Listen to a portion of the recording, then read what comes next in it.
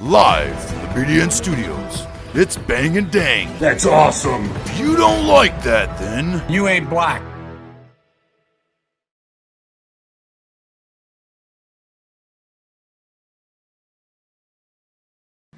We got another one for you. First one of the year, Battles of the American Civil War. The first of the month. I'm gonna cash our checks and get drunk. Well, it's not going to be the first of the month when this comes out. It'll more likely be the 3rd, 4th, 5th, 6th, 7th or something like that. But that first of the month money is gone by now. It's gone just like McClellan's gone from the army. This guy's an idiot and failed. Well, actually, he didn't fail at Antietam, but didn't do very well either. So He basically failed. yeah, well, coming up, we got Iuka and Mississippi, Shepherdstown, and Wood Lake. And some not new faces, but some faces we haven't seen in a while. So that's cool. We're in a whole nother part of the... this is the other half of Lee's little plan that he wants going on over here. So I think Kentucky is one of these states we're in here. But we got the Battle of Iuka coming up first. September 19th, 1862. Opening battle of the Iuka-Corinth Campaign. So we're going to have a Corinth Part 2, if you guys remember the first one a little while ago. Union Major General William Rosecrans looks to stop the advance of the Confederate Army of the West, commanded by Major General Sterling Price. After the siege of Corinth in May of 1862, Henry Halleck was promoted to be General-in-Chief of the Union, and Major General Ulysses S. Grant replaced him in command at Corinth. Yeah, we haven't even heard what the hell's Grant been doing. Just chilling. His command was smaller than Halleck's, however, because of the Army of Ohio under Major General Don Carlos Buell now operated as a separate command, leaving Grant command of only his own Army of the Tennessee, plus Major General William Rosecrans Army of the Mississippi, which equaled about 100,000 men. Since the Confederates had evacuated Corinth that summer, Grant's forces had been engaged in protecting supply lines, so he's just doing nothing. In western Tennessee and northern Mississippi, with Major General William Tecumseh Sherman's division in Memphis, Major General Edward O.C. Ord's division guarding the Union supply at Corinth, and Rosecrans holding the railroad from Corinth east to Iuka. They better hold all that shit after. Yeah. Well, actually, they took it all over pretty easy. Well, I was saying, I don't even think, as far as I remember, I think they said that they didn't surrender at all for the rest of the war. Well, we got the Confederate General Braxton Bragg moving north from Tennessee into Kentucky on September 1862. Buell pursued him into Nashville. He pursued him from Nashville. The Confederates needed to prevent Buell from being reinforced by Grant's command. Confederate Major General Sterling Price from the south had been ordered by Bragg to move his Army of the West from Tupelo toward Nashville, Tennessee, in conjunction with Bragg's Kentucky offensive. September 13th, his army reached the town of Iuka in northeastern Mississippi, about 20 miles east of Corinth. It was a small Union supply depot, the easternmost post that Grant had established on the Memphis and Charleston Railroad. Price's cavalry skirmished with pickets posted by the small Union garrison stationed there. 14th September, before dawn, Union Commander Colonel Robert C. Murphy of the 8th Wisconsin, that's infantry, set fire to the supplies of the depot and marched his 2,000-men brigade back to Corinth. You think the South would be like, whatever, man, we don't have to waste any ammo or anything, and they just ruin their own shit. Yeah, but they wanted our stuff. Right. Rosecrans relieved Murphy and ordered him to be court-martialed. Oh. Murphy wasn't supposed to get out of there, huh? Well, the Confederates dashed in and doused the flames, reaping a large collection of valuable supplies. You missed that part. Where? Right before Rosecrans got relieved. Oh, the Confederates dashed in and doused the flames, reaping. Okay. Yeah. So, Murphy failed, huh? All right. Well, Price's army settled in Iuka and waited the arrival of Major General Earl Van Dorn's Army of West Tennessee, which was approximately 7,000 men. Two generals intended to unite and attack Grant's lines of communication in western Tennessee, which would prevent Buell's reinforcement if Grant reacted the way they expected, right, or might allow them to follow Bragg and support his northern invasion if Grant acted more passively. Okay. So they're expecting Grant to be like, oh, fuck you, bitches. I'm not McClellan. Right. I want to attack you back. Mm-hmm. Well, and Grant did not wait to be attacked, approving a plan to converge on Price with two columns before Van Dorn, 4 days' march to the southwest, could reinforce him. Look at that shit. Grant sent Ord with 3 Army of the Tennessee divisions, about 8,000 men, along the Memphis and Charleston Railroad to move to Burnsville, take the roads to the north of the railroad, and move upon Iuka from the northwest. Okay. He said, get them. We don't want to He's not going to be like McClellan and be like, oh, wait, they got 100,000 men. All right. There's like 500,000 guys over there. He's going to make sure he's not getting any more men. Stupid. Well, Grant also ordered Rosecrans' army on a coordinated move along the Mobile and Ohio Railroad that would bring 2 divisions of 9,000 men swinging into Iuka from the southwest, northwest, and southwest, closing the escape route for Price's army, while the remainder of the army protected Corinth against any threat from Van Dorn. Pretty good plan there. The relatively complex plan for the 2-pronged assault was actually Rosecrans. Oh, what's not really complex, though? Who had previously been stationed in Iuka and felt familiar with the area. Grant moved with Ord's headquarters and had little tactical control over Rosecrans during the battle. That's good, whatever. Well, Rosecrans' Union Army of the Mississippi fielded approximately 4,500 men organized as follows. Division of Brigadier General David S. Stanley included the brigades of John W. Fuller and Joseph Mauer.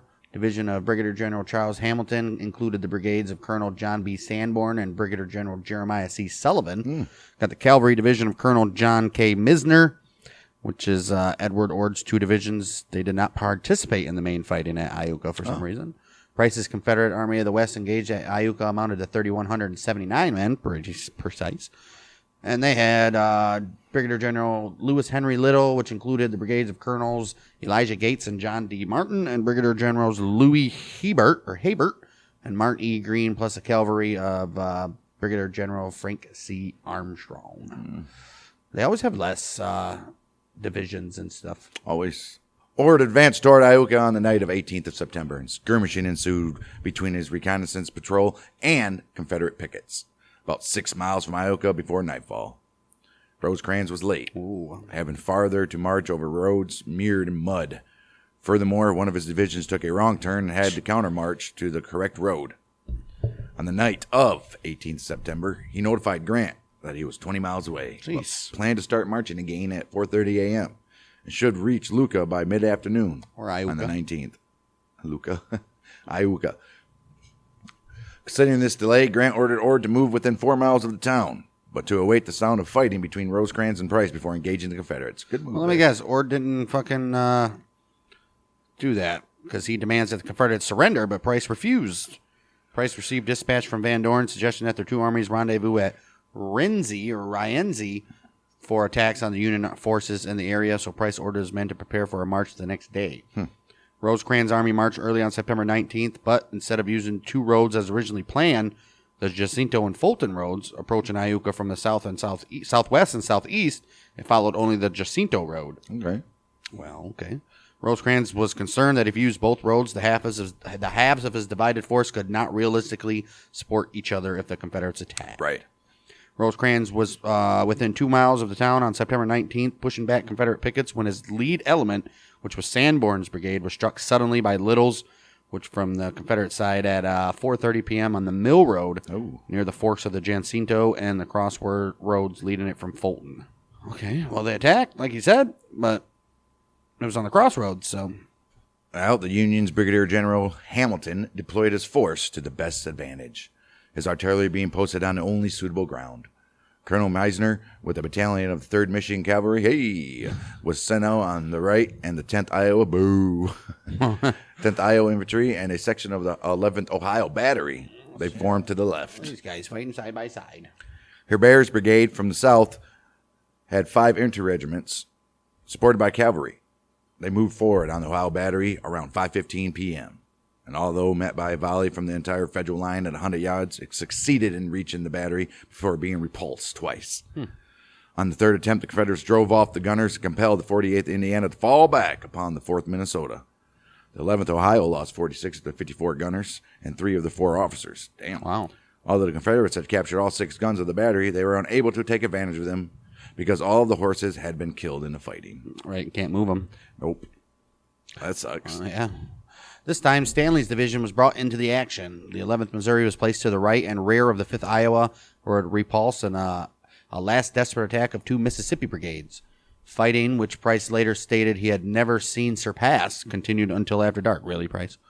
Clearly you weren't present at the Antietam and shit. Right. Fresh north wind blowing from Ord's position. They could smell them. I can smell Unions in the air. In the direction of Iuka caused an acoustic shadow that prevented the sound of guns from reaching him. Oh, and he and Grant knew nothing of the engagement until after it was over. So they couldn't even hear it, even though it was like right there. Ord's troops stood idly while the fighting raged only a few miles away. Dang. During the night, both Rosecrans and Ord deployed their forces in the expectation of a renewal of the engagement at daytime, but the Confederate forces had withdrawn. Price had been planning this move since September 18th, and Rosecrans' attack merely delayed his departure. The Confederates used the Fulton Road, which the Union Army had not blocked, protecting its rear with a heavy rear guard and meeting up with Van Dorn's army in Ripley 5 days later. Really? Why would they not block that? Union casualties, Iuka. 790, 144 killed, 598 wounded, 40 captured or missing. The old Rebs lost 652, 85 killed, 410 wounded, 157 captured or missing. I think most of the captured or missing is probably missing, and they probably just ran off, because I think a lot of Confederates were like, screw this shit.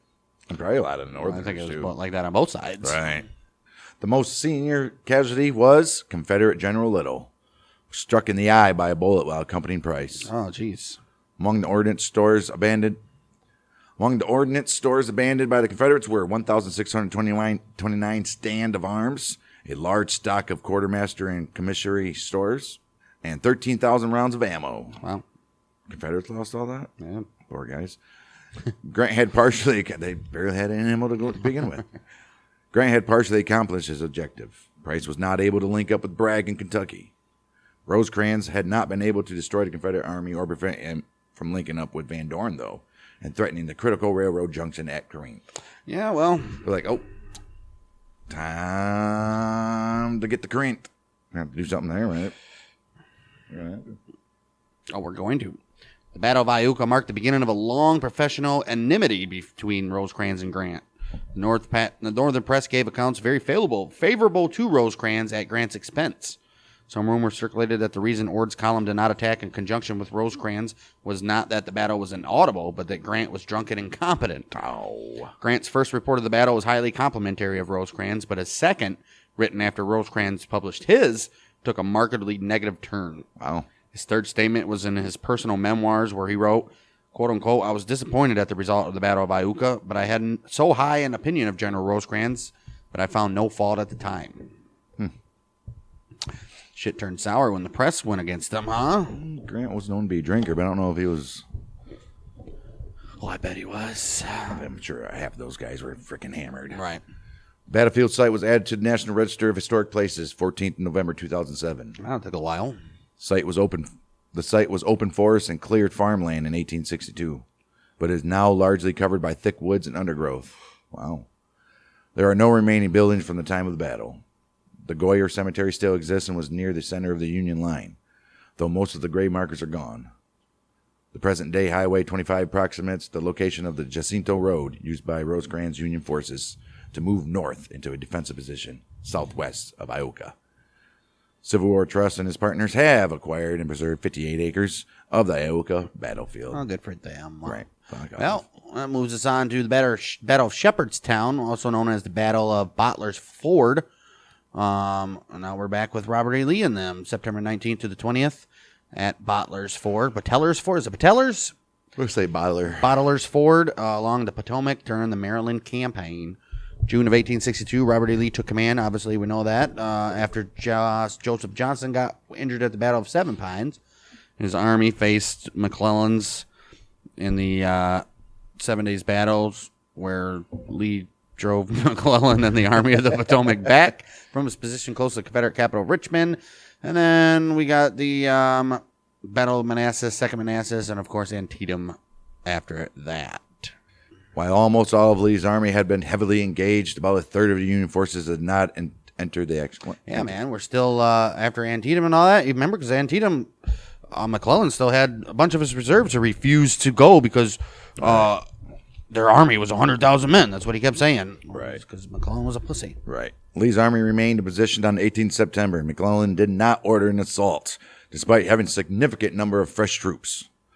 That very night on 18th September, the Confederates began their retreat, aiming for Martinsburg, Virginia. After crossing the Potomac, Lee left his artillery chief, Brigadier General William N. Pendleton. He said, "You stay back, hold the rear guard, Butler's Ford." "Got him. I got him, Lee." You can count on me, Lee. Pendleton, a former clergyman, had a questionable military reputation, was unpopular with his men. He also had no prior experience commanding infantry. In addition to Butler's Ford, Pendleton also had to cover another ford to the south, and he had Shepherd's Ford to the north. A small cavalry force was available to cover the southern ford, and Pendleton dispatched an artillery battery and a small infantry force to Shepherd's Ford. Preservationist Francis E. Kennedy states that Pendleton had 2 brigades, 25 cannons available. Or 45. 45 cannons available. While historian Peter S. Carmichael states that he only had 600 men, some of whom were unarmed, and about 40 cannons to work with. Historian Shelby Foote gives a cannon amount of 45. Okay, so he had 40 to 45. Jeez. Pendleton had excellent terrain to defeat at Butler's Ford, the Virginia side of the Potomac, had high cliffs. Yeah, excellent terrain to defend. Right. That would be difficult to assault. Right. He places 600 men, maybe, from the brigades of Alexander Lawton and Lewis A. Armistead, which was led by replacement officers as both Lawton and Armistead had been wounded at Antietam. They have been. Placed them at the ford itself while aligning 33 cannons in positions covering the ford. Shorter range cannons were placed close to the river, while longer range ones were... No shit, you place those ones further back. Right. Advantageous positions for 11 cannons could not be found, so Pendleton did not deploy them. We'll just put them next to the other ones. The Confederates may have also had a small reserve. Lee's orders for Pendleton presented 2 scenarios. If Union activities against Butler's Ford were limited to artillery fighting, Pendleton was to withdraw on September 20th, but if a major Union attack was made, he was to fall back on the evening of the 19th. Right, because he couldn't handle a major attack. Right. Well, morning of September 19, Union cavalry and artillery commanded by Alfred Pleasanton approached Butler's Ford and began an artillery duel. Late afternoon, Union 5th Corps, commanded by Fitz-John Porter, arrived. Uh-oh. Porter deployed 15 cannons, which were able to silence Confederate guns through having longer range and better ammo. Union 1st United States sharpshooters, look at that, nice, took up position along the Chesapeake and Ohio Canal and harassed the Confederate gunners with fire. But Armistead and Lawton's men at the ford had been ordered to only fire if the Union made a major attempt at crossing. Yeah, let them waste their ammo. Right. Stay out of the way of that sharpshooter, though. The order was given to preserve ammo, obviously. Pendleton dispatched 200 of the infantrymen to support some of the batteries, and a further 60 were sent to support the Confederate cavalry at the southern ford, likely without Pendleton's knowledge. Yeah, those guys at the ford were like, get over here. Right. The infantry defenses at the ford were soon stripped to just 300 men. Pendleton did not coordinate between his artillery and infantry and later claimed a lack of knowledge of how many men he had available. Oh, man. Isn't it your duty? Right.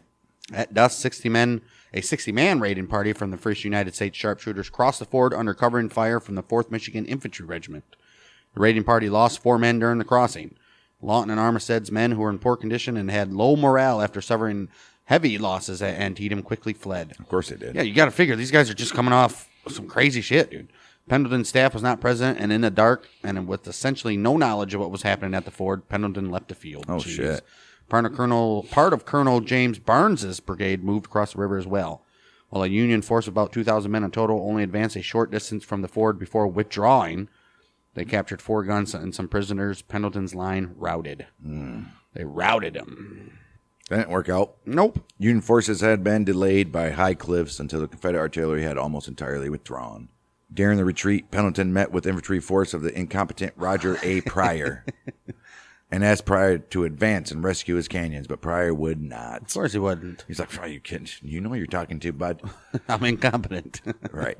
Pendleton eventually found Robert E. Lee and inaccurately told him that all his cannons had been taken. Lee spent the night vainly trying to ascertain knowledge about the situation while Pendleton slept.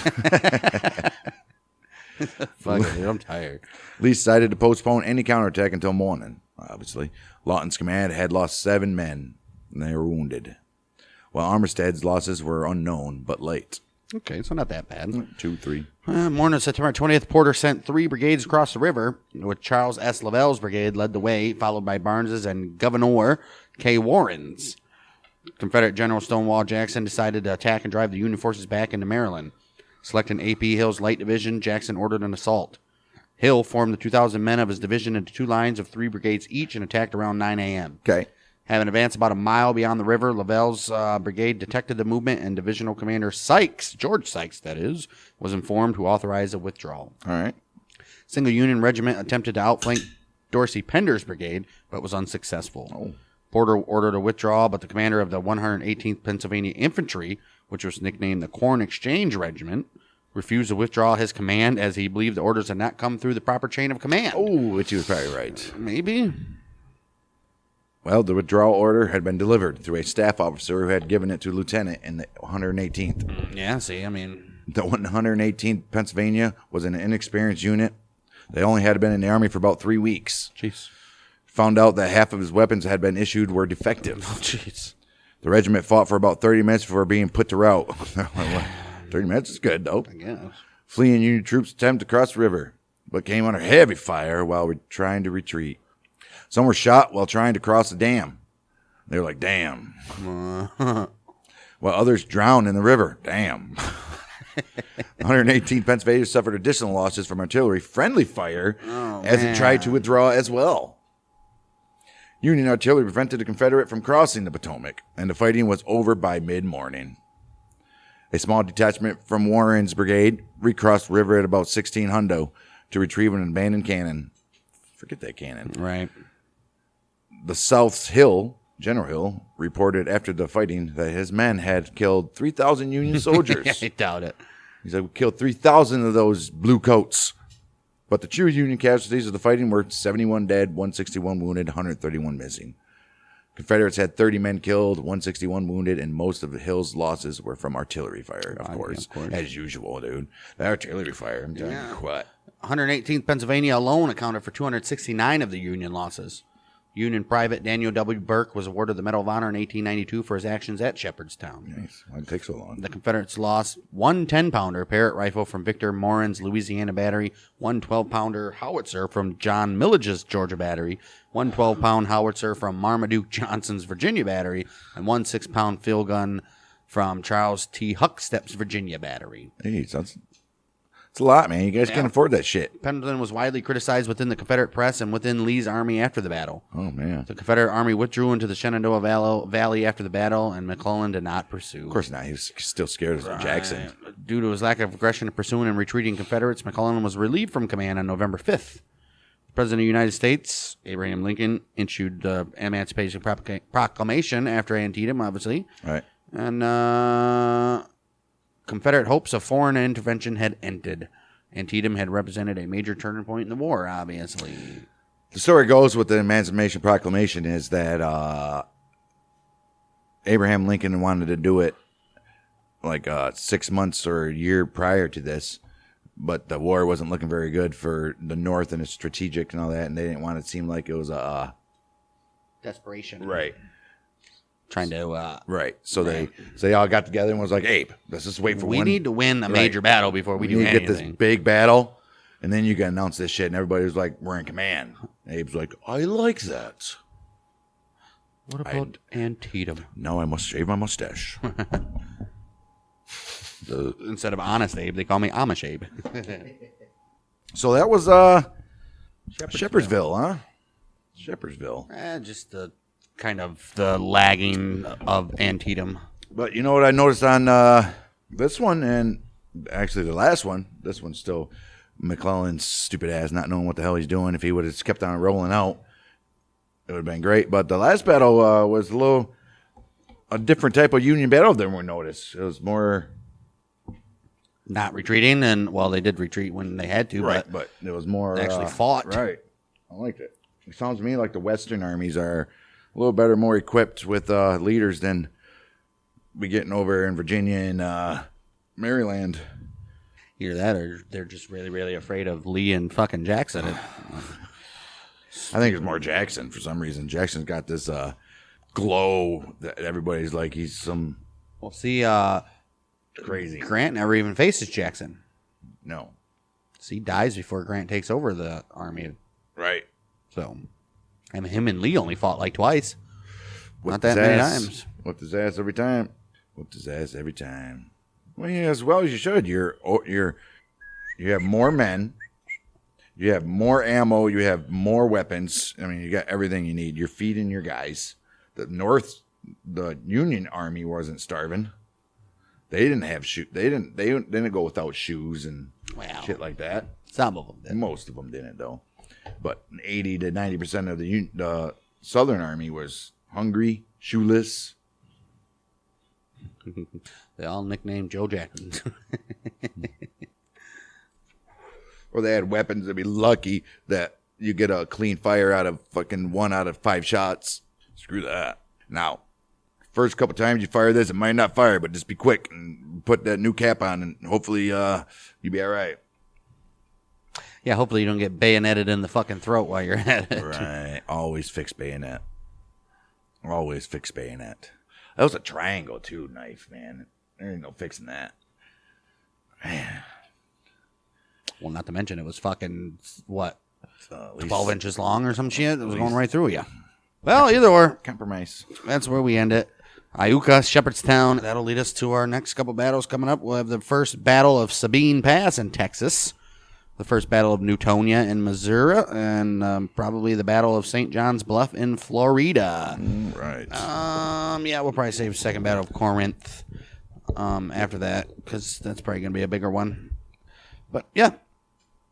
We're slowly approaching, we're damn early in October-ish. Yep, getting there. So, cool. Yep. Getting up in 1863 where the Confederates have no chance then. So, got a lot of stuff going on. If you guys want to hear this episode ad-free and as a way to support us for bringing you this lovely content that you all enjoy so much, you can go to patreon.com/bangdang. This plus Battles of the American Civil War. Well, yeah, this is that. And Sports History of the Week and Outlaws and Gunslingers all on there. $2 a month. Completely ad-free. No ads whatsoever. So, uninterrupted listening. $2 a month. Patreon.com/bangdang. We'll back for more battles of this American Civil War with the Mountain Michiganders with Bang Dang.